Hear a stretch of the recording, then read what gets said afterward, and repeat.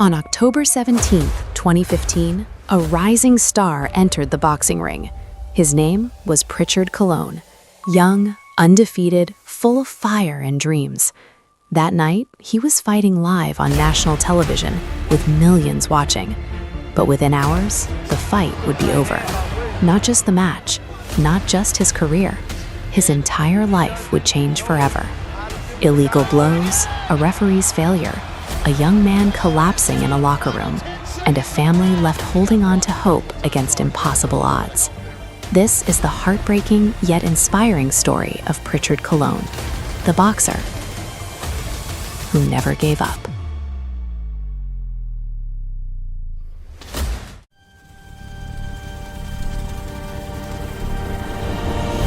Welcome back to Files from the Ashes channel, where we uncover the untold stories behind the headlines, moments where sports, tragedy, and human resilience collide. Today, we revisit one of boxing's most devastating events of the 21st century. The night a promising career was cut short. The night that forever changed the life of Prichard Colón. Prichard Colón was born on September 19, 1992, in Maitland, Florida, to Puerto Rican parents. From a young age, boxing wasn't just a sport for him. It was a calling. His family moved to Puerto Rico, where Colón grew up in Orocovis, a mountainous town known for its resilience and fighting spirit. As an amateur boxer, Colón quickly rose through the ranks. By 2010, he had already made a name for himself in the Puerto Rican boxing scene. In 2012, he represented Puerto Rico in international competitions and won a gold medal at the Pan American Youth Championships. Fans loved him. He had speed, power, charisma, and an undefeated professional record that made him one of boxing's brightest prospects. By 2015, Colón's career was on a fast track. He was undefeated with a record of 16 wins and 13 knockouts. The world was beginning to notice. The stage was set.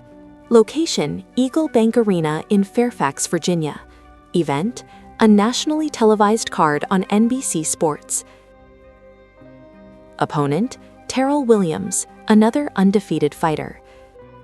For Colón, this was supposed to be a stepping stone, a chance to showcase his talent on a major platform, to move closer to a title shot.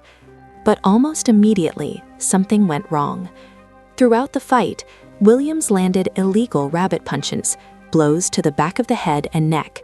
These strikes are strictly forbidden in boxing because they can cause devastating neurological damage. The referee that night, Joe Cooper, failed to control the action. Despite repeated fouls, Williams was not penalized. By the 9th round, Colón was visibly struggling. He went back to his corner, confused, believing the fight had ended. His trainers began removing his gloves. When officials clarified the match was still ongoing, they rushed to put his gloves back on. But it was too late. He was disqualified. Colón was declared the loser. But in reality, he had already lost something far more important than a boxing match. Disqualification, Terrell Tiger! After the fight, Colón complained of dizziness and nausea. In the locker room, he collapsed. Doctors rushed him to Inova Fairfax Hospital, where scans revealed a massive brain hemorrhage. Emergency surgery was performed to relieve the swelling, but the damage was catastrophic. Colón slipped into a coma that lasted 221 days. For his parents, his siblings, and his fans, those months were a nightmare. Uncertainty, fear, and pain.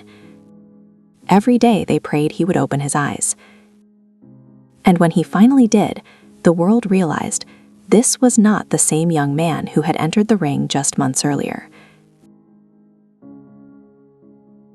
Doctors diagnosed Colón with a persistent vegetative state. He could not walk, could not speak, could not live independently. Yet his family refused to give up. His father, Prichard Colón, dedicated his life to caring for him.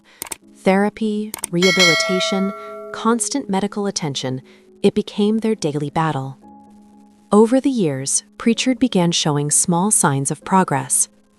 Today, he can communicate through a computer-assisted device, using slight movements to speak to his loved ones. It's not the comeback the boxing world once imagined for him, but in its own way, it's just as powerful.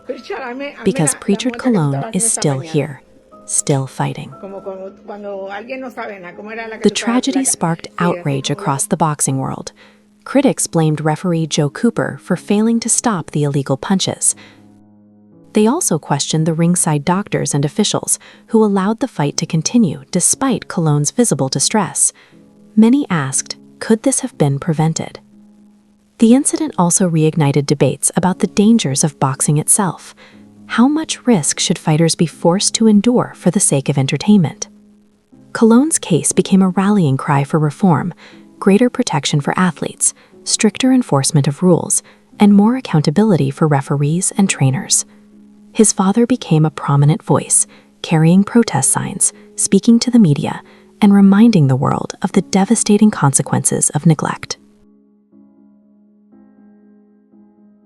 Prichard Colón's story is not just about tragedy. It's about endurance. It's about the strength of family. It's about hope that refuses to die. Though his boxing career was stolen from him, Colón remains a symbol of resilience. He continues his long journey of rehabilitation, inspiring countless people who see in him the spirit of a fighter who never quits. And every time his story is told, it raises awareness about the dangers athletes face and the responsibility of those who are supposed to protect them. Prichard Colón stepped into the ring in 2015 as one of boxing's brightest rising stars. Today, he lives a different kind of fight, a fight not for titles or glory, but for survival, dignity, and recovery. His story is heartbreaking, but it's also proof that even in the darkest moments, the human spirit can endure. So I ask you, should boxing change its rules to better protect fighters? Or is danger simply part of the sport? Let me know in the comments below. And don't forget to subscribe for more stories where sports, history, and human resilience collide.